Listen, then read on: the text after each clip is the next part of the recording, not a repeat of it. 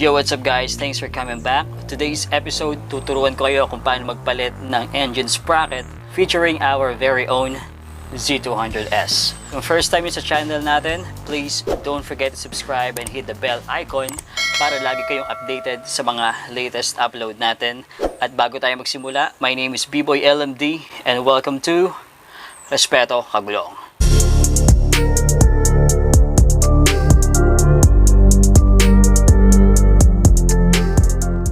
Sa mga kagulong natin na magdadagdag naman ng teeth sa kanilang mga engine sprocket, for example, sa stock na 15 teeth is papalitan nyo ng 16 teeth sprocket, pwede nyong luwagan na agad yung kadena bago kalasin para mamaya pagsalpak ng bagong engine sprocket is madali na lang siyang ikabit. Simulan na natin.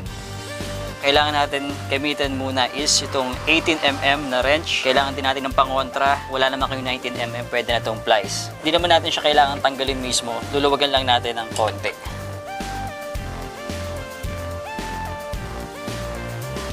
So, ang gagawin naman natin ngayon is kakalasin na natin itong kadena. So, pagkakalas naman po ng kadena, hindi na natin kailangan baklasin ito ng buo. At tanggalin lang po natin itong lock na andito. Itong lock na po ito ang ating tatanggalin para baklas na natin yung engine sprocket at papalitan na natin ng bago.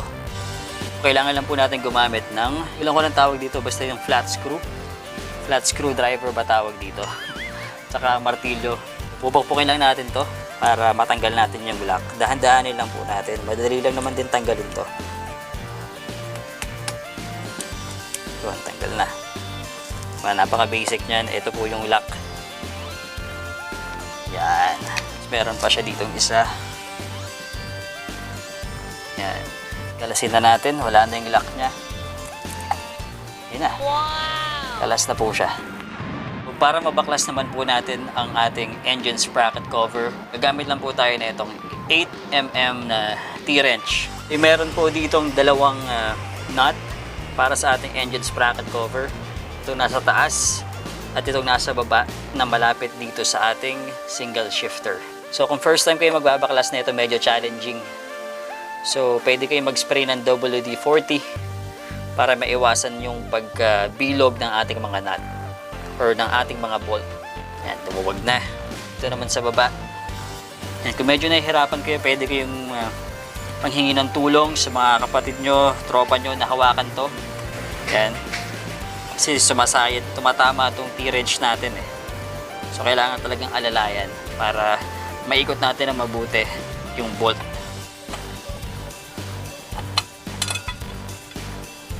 Okay na.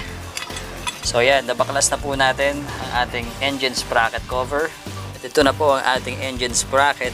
Papalitan natin yan ng 16T sprocket, which is ito. Yan. Sa mga kagulong natin na nagbabalak magpalit ng 16T engine sprocket, pwede kayo makabili nito online. Type nyo lang is yung CG125 or Lifan CG125 16T engine sprocket. Baklasin muna natin itong ating stock engine sprocket para may kabit na natin to. Kailangan natin para dito is 10mm Y-wrench. Ito. Yan. So, meron lang po ditong dalawang bolt na kailangan natin tanggalin. Ito at ito.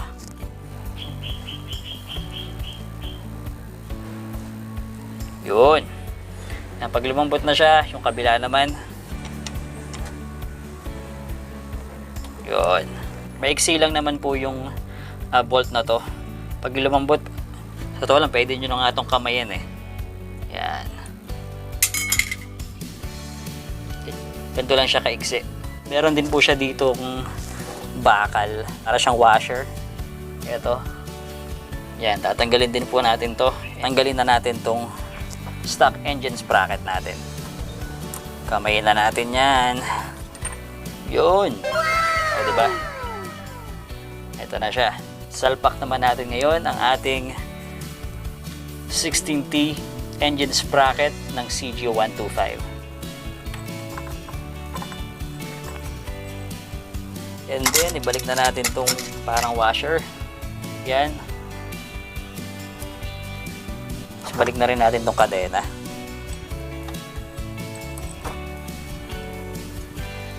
Kasanan natin yan. And then, yung dalawang bolt natin na maikse, huwag po natin na ihigpitan agad. Mas maganda, sabay dapat silang ihigpit.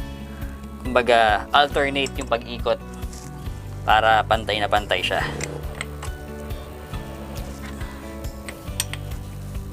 Up yan. Yan. All good.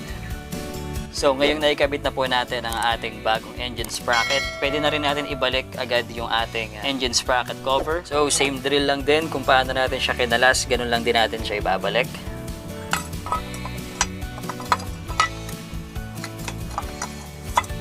Alright, ito yung ating dalawang bolt.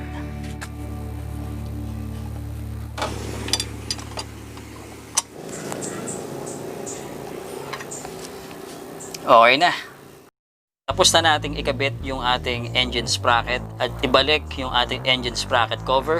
Ibalik naman natin yung kadena na kinalas natin. So, ito muna. Pag-combine muna natin ng kadena. Meron siya pala na ito. Yan. Ito yung nagdudugtong sa magkabilang dulo ng kadena natin.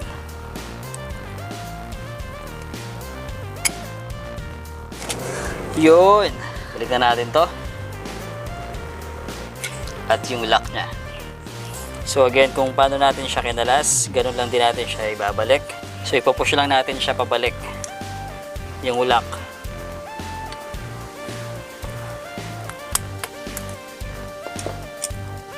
Okay, so ngayong naikabit na po natin ulit ang ating kadena, huwag po natin kalimutan na iset yung play ng kadena natin. Ito yung chain slack. At saka syempre, hindi natin kalimutan na higpitan ulit ang ating axle or ang ehe natin.